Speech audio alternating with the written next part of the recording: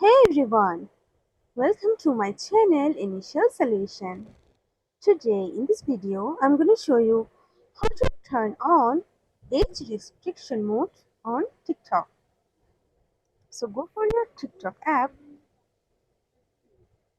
and go for your profile. You can see here a three-line option.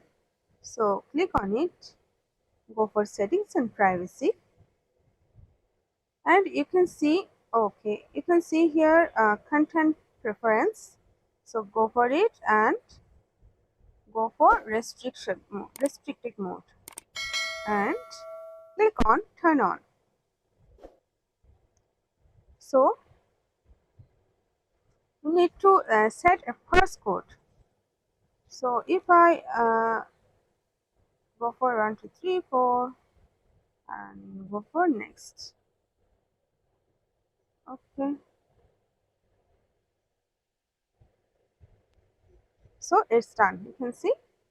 So this is how you can turn on restricted mode on TikTok.